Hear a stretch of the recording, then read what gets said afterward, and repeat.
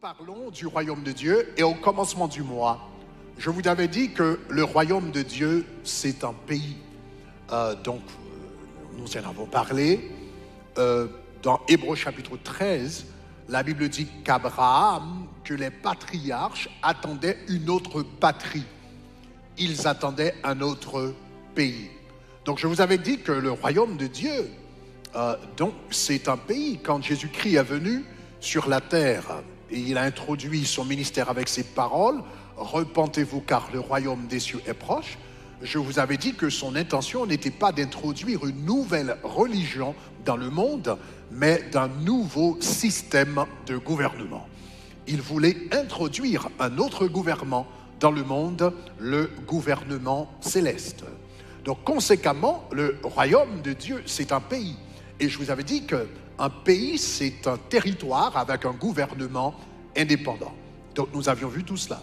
Donc je vous avais dit quand vous pensez au royaume de Dieu, il faut penser à un pays comme les États-Unis, il faut penser à un pays comme le Canada, l'Italie, la France, l'Espagne, la Chine, etc. Excepté à un niveau beaucoup plus avancé et à un niveau beaucoup plus civilisé. Donc le royaume de Dieu, c'est un pays. Maintenant, dans chaque pays, il y a une ville qui héberge le gouvernement. Et cette ville s'appelle la capitale. Donc de la même manière que chaque pays a une capitale, le royaume des cieux également a sa capitale. La capitale du royaume des cieux, nous avions vu la semaine dernière, en Apocalypse chapitre 13, s'appelle la Nouvelle Jérusalem. C'est la ville du roi, n'est-ce pas? C'est la ville de Dieu.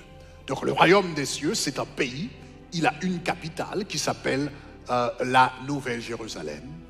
Et dans chaque capitale, il y a un palais.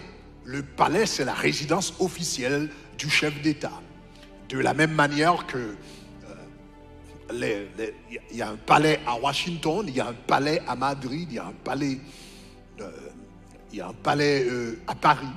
Et bien dans le royaume de Dieu, il y a également un palais dont nous avions lu dans le psaume 48, là où il est dit nous disons souvent dans le psaume 129, dans son palais tout s'écrit gloire. Dans son palais tout s'écrit gloire.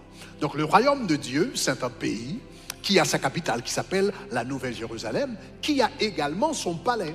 Maintenant, c'est très commun dans notre monde de donner des noms à ces palais-là.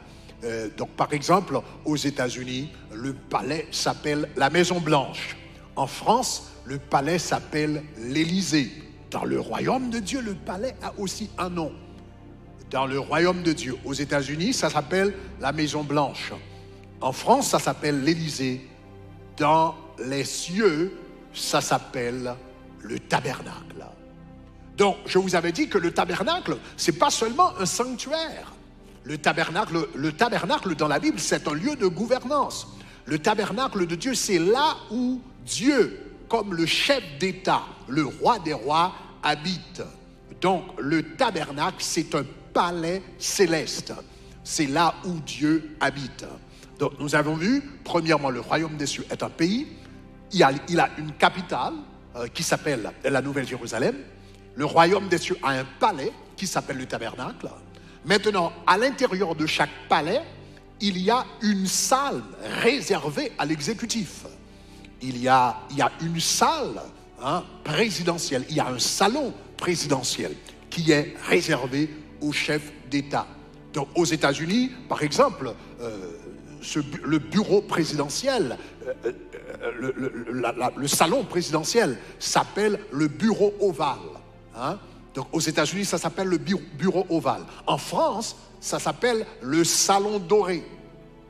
Eh bien, de la même manière, puisque le tabernacle dans le ciel, c'est un palais, il y a également un bureau réservé au roi des rois. Et tu sais comment ça s'appelle?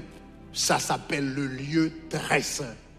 Le lieu très saint, c'est la résidence, c'est dans cette partie-là du palais qu'habite le roi des rois, le Seigneur des seigneurs, le Dieu des dieux. Donc nous sommes en train de comprendre le royaume. Donc le royaume, c'est pas, comme je vous avais dit, la majorité de gens, quand ils pense du royaume, il pense du ciel, il pense du royaume, il pense à un culte d'adoration qui ne se termine pas. C'est toute l'idée qu'ils ont du ciel. Mais c'est beaucoup plus que ça. Le ciel, c'est un pays bien structuré, comme tous les autres pays de la terre. D'ailleurs, les pays de la terre sont les images de la structure que Dieu lui-même a mise dans le ciel. Donc, les hommes ont eu des idées géniales. Ils pensaient que ce sont des idées qui sont venues d'eux, mais en réalité, ces idées sont venues du monde spirituel. Et ils n'ont fait que recopier, ils n'ont fait que copier la structure céleste. Donc, revenons à nos moutons. Premièrement, nous avions dit que le tabernacle, nous avions dit que le royaume de Dieu, c'est un pays. En tant que pays, le royaume de Dieu a une capitale qui s'appelle la Nouvelle Jérusalem, a un palais qui s'appelle le tabernacle. Dans le palais, il y a un bureau exécutif qui s'appelle le lieu très saint. Donc, le lieu très saint. C'est dans ce bureau exécutif-là que Dieu prend des décisions pour le monde entier. Ce bureau exécutif, c'est la puissance, la puissance de l'exécutif réside là, dans ce bureau. De la même manière, dans le ciel, le lieu très saint, c'est là que c'est le centre de la puissance royale de l'Éternel des armées.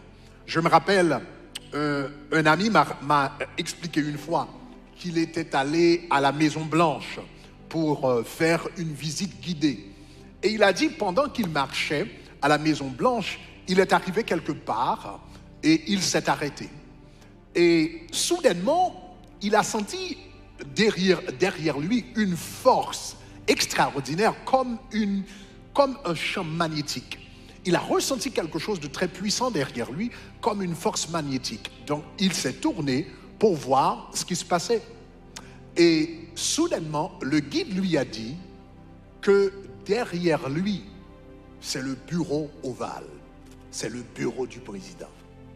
Et il m'a dit, Greg, quand tu es près du bureau présidentiel aux États-Unis, tu sens la puissance. Quand tu es près du bureau, tu sens la puissance. Mais j'ai une très bonne nouvelle pour vous. Aussi puissant que puisse être le bureau ovale de M. Biden aujourd'hui, il n'y a aucun bureau qui puisse être aussi puissant, aucun bureau plus puissant que le lieu très saint dans les cieux. Il n'y a aucune chambre, il n'y a aucun bureau, il n'y a aucun salon, il n'y a aucun lieu qui soit plus puissant que le saint, que le lieu très saint dans le ciel où est le trône de Dieu. Et vous et moi, quand nous allons dans la prière, nous entrons dans ce lieu-là. Donc la prière, c'est un c'est un rendez-vous. Je vous avais dit la semaine dernière, c'est un rendez-vous, c'est un tête-à-tête avec le roi des rois. Donc reprenons, nous avions dit que le royaume des cieux est un pays. Le royaume des cieux est un pays, il a sa capitale qui s'appelle la Nouvelle Jérusalem. Il a son palais qui s'appelle le tabernacle. Il y a un bureau exécutif qui s'appelle le lieu très saint. Maintenant, dans chaque bureau exécutif, il y a un siège qui est réservé exclusivement au chef d'État. Dans chaque bureau exécutif, il y a un siège réservé exclusivement au chef d'État. Par exemple, aux États-Unis, ce siège s'est fait sur mesure. C'est fait sur mesure pour le président. Et personne n'a le droit de s'y asseoir si ce n'est que le chef d'État. C'est le symbole ultime de la puissance exécutive. C'est le symbole ultime du pouvoir exécutif. Dans une chambre présidentielle, peut-être, si on est invité, on peut s'asseoir, je sais pas, n'importe où, mais tu ne peux pas aller t'asseoir sur le fauteuil présidentiel. Donc, laissez-moi vous dire, chers amis, de la même manière que les hommes sur la terre, ils ont leur fauteuil présidentiel, de la même manière qu'ils ont leur trône, parce que ce fauteuil présidentiel, en réalité, c'est un reflet des trônes de l'Antiquité. Donc de la même manière, Dieu aussi a son trône, Dieu aussi a son fauteuil royal dans les cieux, donc qui s'appelle le trône de Dieu. Donc je reprends, le royaume de Dieu, c'est un pays dont le royaume de Dieu a une capitale qui s'appelle la Nouvelle Jérusalem, a un palais qui s'appelle le tabernacle, un bureau exécutif qui s'appelle le lieu très saint. À l'intérieur de ce bureau exécutif, il y a un trône. Et dans l'Ancien Testament, cela s'appelait l'arche de l'Alliance. Quand Israël transportait l'arche de l'Alliance dans les combats, quand il transportait l'arche de l'Alliance dans les batailles, il transportait le trône de Dieu. Et vous et moi, comme je vous avais dit, la Bible dit, quand vous et moi, nous approchons devant Dieu dans la prière, la Bible dit, nous nous approchons près de son trône. Donc la Bible dit, et ce trône-là, c'est un trône puissant. C'est le trône le plus puissant de l'univers. Les trônes de ce monde ont leurs limites, n'est-ce pas? Les trônes de ce monde ont leurs limites. Ils ont une portée limitée. Mais le trône de Dieu n'a pas de limite. Le psaume 103, le verset 19 dit, l'Éternel a établi son trône dans les cieux et son règne domine sur toutes choses. L'Éternel a établi son trône dans les cieux et son règne domine sur toutes choses. Les grands empires sur la terre n'ont duré que quelques siècles. Babylone a duré 3, l'Égypte 4, Rome 10. Mais le trône de Dieu, la Bible dit dans le psaume 45, le verset 6, le trône de Dieu, ton trône éternel, est à toujours. Le trône de Dieu, c'est le trône le plus puissant de l'univers. Le trône de Dieu, c'est le trône le plus durable de l'univers. C'est le trône éternel. Et la Bible nous dit dans Hébreux chapitre 5, 4, le verset 16, quand vous et moi, nous agenouillons devant le Seigneur, nous mettons à genoux devant le Seigneur, nous nous mettons à genoux devant le Seigneur dans la prière. La Bible dit c'est un rendez-vous au trône. Donc dans Hébreux 4, verset 16, la Bible dit approchons-nous avec assurance vers le trône de grâce afin d'obtenir miséricorde pour être secourus dans nos besoins, Donc si vous avez un problème personnel maintenant, vous auriez des difficultés à pénétrer, à trouver un rendez-vous dans la Maison Blanche. Vous aurez des difficultés à vous rendre au Salon Doré de Monsieur Macron. Vous aurez des difficultés à pénétrer la salle du trône de Madame Élisabeth. Mais si vous avez un problème personnel, du moment que vous dites Jésus de Nazareth, Seigneur aide-moi, au même moment, au même instant, vous vous trouvez immédiatement devant le trône de Dieu, le trône le plus puissant de l'univers. Donc conséquemment, la prière, ce n'est pas un fardeau. La prière, ce n'est pas un ennui. La prière, ce n'est pas quelque chose qu'on fait malgré soi. La prière, c'est un privilège de pénétrer la salle la plus importante de l'univers. C'est un privilège d'aller devant le trône le plus puissant de l'univers. C'est un privilège d'avoir un tête-à-tête avec le chef d'État le plus haut placé de l'univers. La prière n'est pas un fardeau, c'est un privilège, le plus grand privilège qui soit. Maintenant, je reprends. Le tabernacle, le royaume de Dieu, c'est un pays. En tant que pays, il a une capitale qui s'appelle la Nouvelle Jérusalem. Il a un palais qui s'appelle le tabernacle. Il a un bureau exécutif qui s'appelle le lieu très saint. Il a un trône qui s'appelle l'arche de l'Alliance. Mais écoutez ceci, chers amis. Un fauteuil présidentiel, aussi confortable qu'il puisse être, n'est qu'un fauteuil. Une chaise n'est qu'une chaise.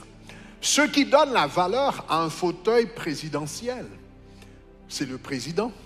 Ce qui donne la valeur à un fauteuil exécutif, c'est l'exécutif lui-même. En d'autres termes, c'est la personne qui donne de la valeur à l'objet. C'est la personne du chef d'État qui donne de la valeur au fauteuil et non l'inverse.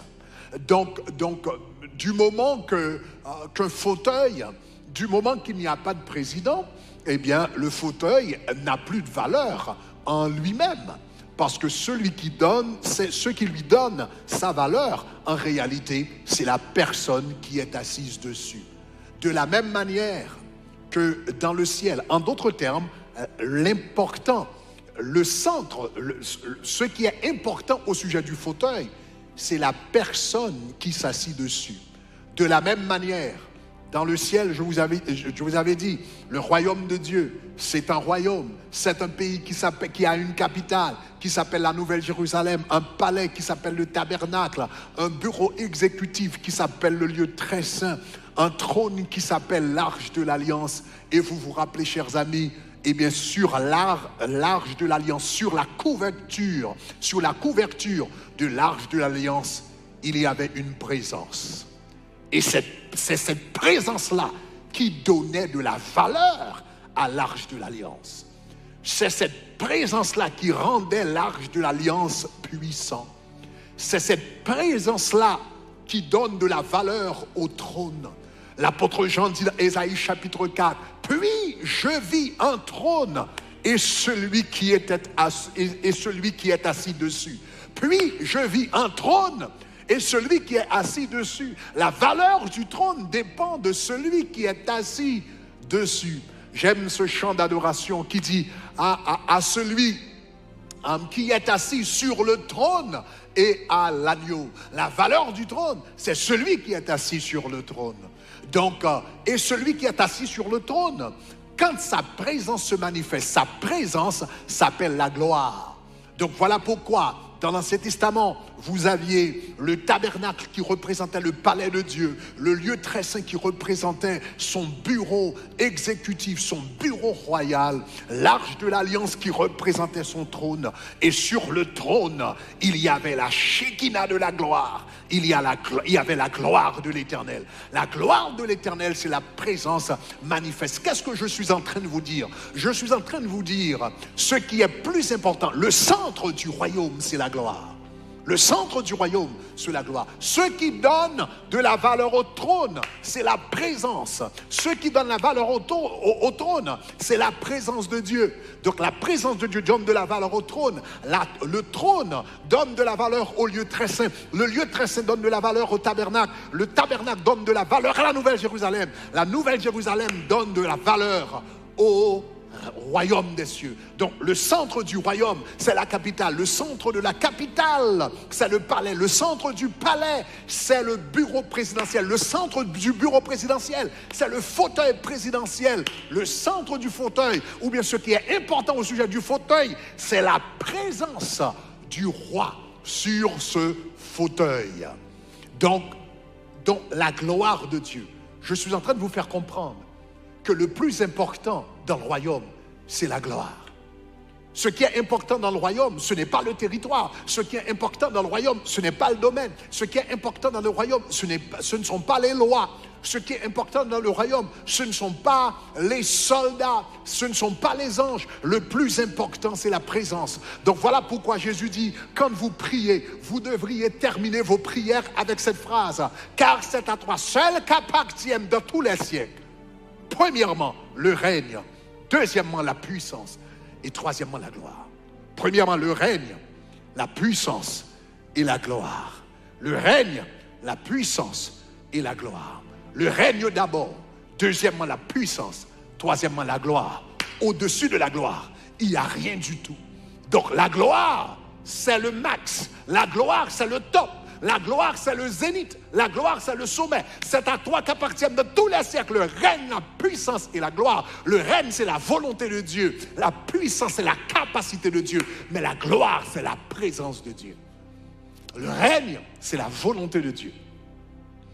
Que ta volonté soit faite sur la terre comme au ciel. Seigneur, que ton règne vienne, que ta volonté soit faite. Le règne, c'est la volonté de Dieu. La puissance, c'est la capacité, c'est la capacité de Dieu. Mais la gloire, c'est la présence de Dieu. Le centre du royaume, c'est la gloire. C'est la gloire. Donc cela veut dire, vous et moi, ce que nous devrions chercher, si nous aimerions expérimenter le royaume de Dieu, nous devrions chercher la gloire. Cherche la gloire de Dieu. Cours après la gloire de Dieu. Aspire après la gloire de Dieu. Aimez la gloire de Dieu. Demande au Seigneur de voir sa gloire chaque jour. Parce que le centre du royaume, c'est la personne même de Dieu. Je reprends, le centre du royaume, c'est la personne même de Dieu qui s'appelle la gloire. Voilà pourquoi David disait, je demande à Dieu une chose que je désire ardemment. Je voudrais toute ma vie habiter dans la maison de l'Éternel pour contempler la magnificence de l'Éternel. Il n'y a rien de plus élevé que la gloire. Il n'y a rien de plus précieux que la gloire. Il n'y a rien de plus important que la gloire. Il n'y a rien que nous devrions désirer plus que la gloire. Le centre du royaume, c'est la capitale. Le centre de la capitale, c'est le palais. Le centre du palais, c'est le bureau exécutif. Le centre du bureau exécutif, c'est le trône. Le centre du trône, c'est la gloire. Et quel est le centre de la gloire? Le centre de la gloire de Dieu, c'est son caractère. Le centre de la gloire, c'est le caractère.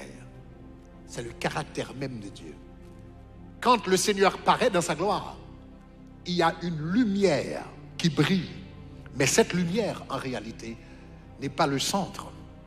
Le centre, c'est son caractère.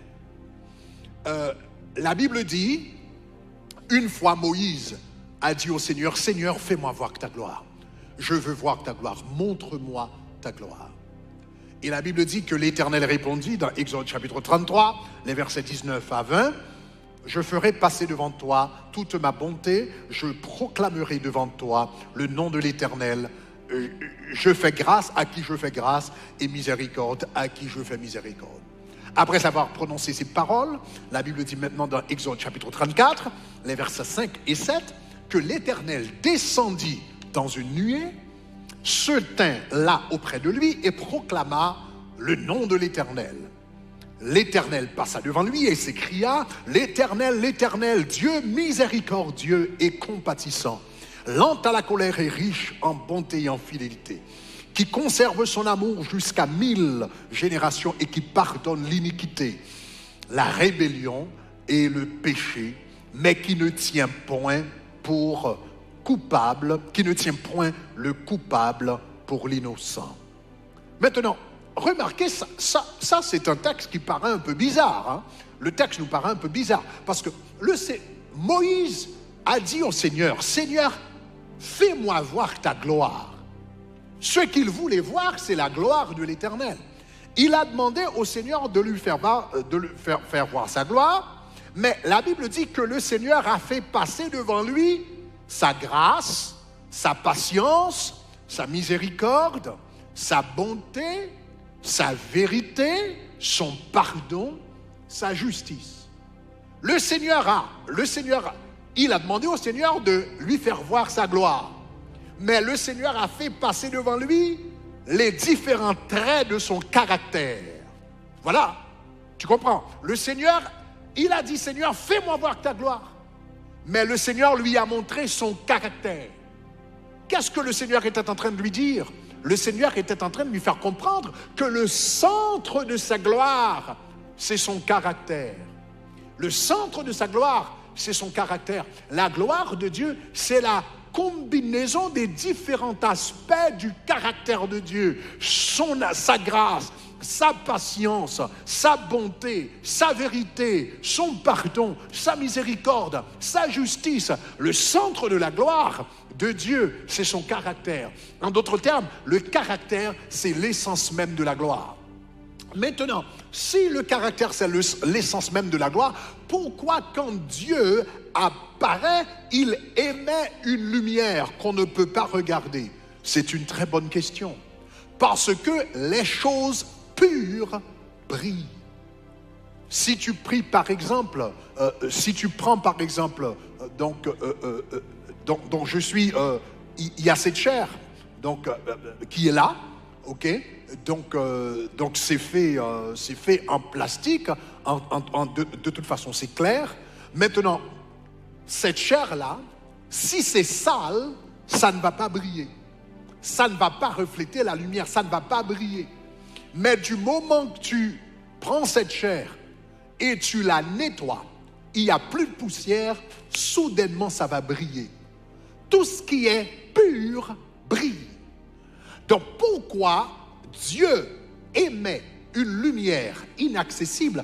Parce que son caractère est tellement pur, son amour est tellement pur, sa miséricorde c'est tellement pur, sa justice c'est tellement pur, sa grâce est tellement pure que cela émet une lumière inaccessible que les hommes ne peuvent pas regarder parce qu'ils ne sont pas purs pour regarder cette lumière-là. La Bible dit ses yeux sont trop purs pour voir le mal. Donc conséquemment, quand le Seigneur apparaît dans un lieu et sa lumière émet une lumière, sa présence émet une lumière qu'on ne peut pas regarder, en réalité, ce qu'on est en train de regarder, c'est la lumière de son caractère qui brille dans toute sa pureté. Donc voilà, chers amis, le centre, n'est-ce pas? Donc on reprend le centre du royaume. Le centre du royaume, c'est la capitale qui est la Nouvelle Jérusalem. Le centre de la capitale, c'est le palais qui s'appelle le tabernacle. Le centre du tabernacle, c'est le bureau exécutif qui s'appelle le lieu très saint. Le centre du lieu très saint, le centre du bureau exécutif, c'est le trône qui s'appelle l'Arche de l'Alliance. Le centre du trône, c'est la présence de celui qui est assis dessus. Donc la valeur du trône, c'est la présence de celui qui est assis dessus. Cela veut dire le chef d'État. De la même manière, dans le ciel, le centre du trône, c'est la gloire de Dieu. Alléluia, celui qui est assis sur le trône, donc qui s'appelle la gloire de Dieu. Le centre de sa gloire, c'est son caractère. Et maintenant, quel est le centre de son caractère? Le centre de son caractère, c'est l'amour. Le centre du caractère de Dieu, c'est l'amour.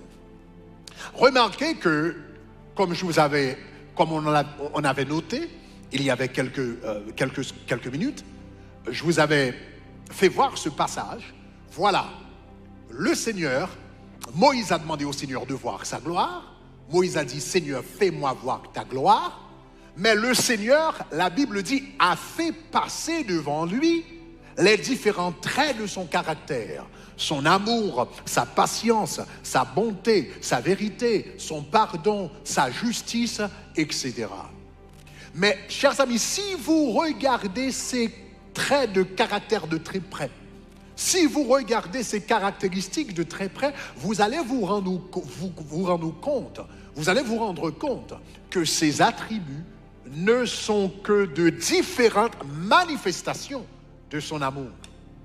Ce sont les différentes manifestations de son amour. La grâce, la patience, la bonté, la vérité, le pardon, la justice, etc. Ce sont les différentes manifestations de son amour. La patience est une manifestation de son amour. Parce que 1 Corinthiens 13, 4 nous dit que l'amour est patient. La bonté est une manifestation de son amour. Parce que, encore, la Bible nous dit que l'amour est plein de bonté. 1 Corinthiens 13, 4. La vérité, c'est une manifestation de son amour. Parce que la Bible dit l'amour se réjouit de la vérité. Le pardon, c'est une manifestation de son amour, parce que la Bible dit que l'amour ne soupçonne point le mal. La justice, c'est une manifestation de son amour, parce que la Bible dit l'amour ne se réjouit point de l'injustice. La grâce est une manifestation de son amour, parce que l'amour pardonne tout, l'amour croit tout, l'amour espère tout, l'amour supporte tout. Et l'apôtre Jean nous donne le résumé dans 1 Jean chapitre 4, le verset 8. Dieu est amour. Donc quand Moïse a demandé à Dieu de lui faire voir sa gloire, Dieu lui a fait voir sa grâce, sa bonté, sa justice, sa miséricorde, sa compassion, etc. Et tous ces traits-là sont les différentes manifestations de son amour. En d'autres termes, ce jour-là, Dieu a fait passer devant Moïse son amour. Donc voilà, chers amis, on reprend, donc on récapitule et nous terminons ici. Donc Nous parlons du royaume de Dieu, nous parlons du royaume de Dieu. Le centre du royaume, c'est la capitale, qui s'appelle la Nouvelle Jérusalem. Le centre de la Nouvelle Jérusalem, c'est le palais, qui s'appelle le tabernacle. Le centre du palais, c'est le bureau ovale, qui s'appelle le lieu très saint. Le centre du lieu très saint, c'est le siège exécutif, qui s'appelle l'arche de l'alliance. Le siège, le centre de l'arche de l'alliance, n'est-ce pas? C'est la présence qui est dessus, donc qu'on appelle ici un chef d'État, mais que la Bible appelle la gloire, qui est la présence manifeste de Dieu. Le centre de la gloire de Dieu, c'est son caractère. Le centre du caractère de Dieu, c'est l'amour. En d'autres termes, le centre du royaume de Dieu, c'est l'amour de Dieu.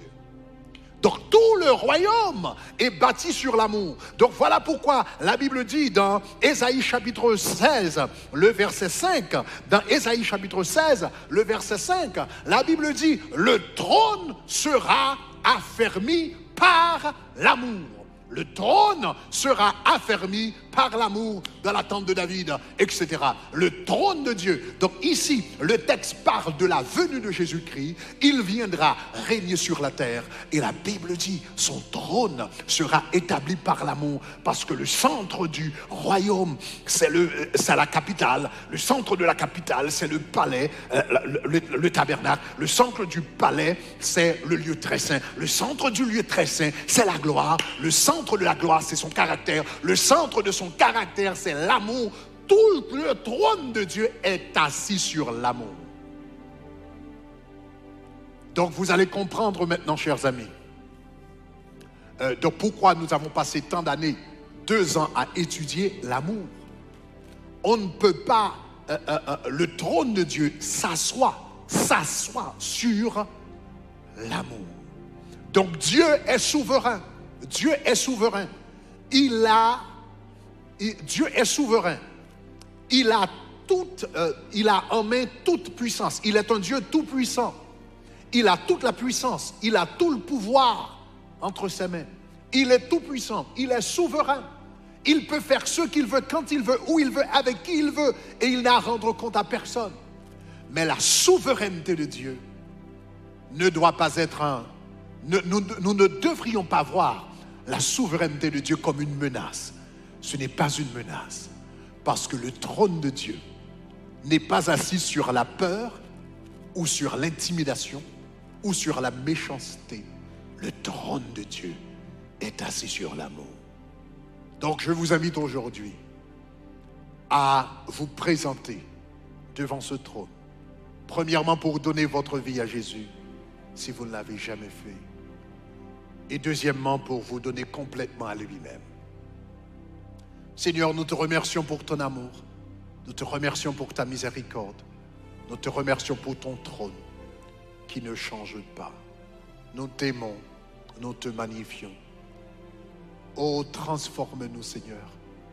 Aide-nous à comprendre ton règne, un règne d'amour. Aide-nous, Seigneur, à être des leaders qui reflètent ton amour dans le monde, qui reflètent ton amour dans nos activités, qui reflètent ton amour dans nos entreprises. Nous te remercions au nom de Jésus. Soyez bénis.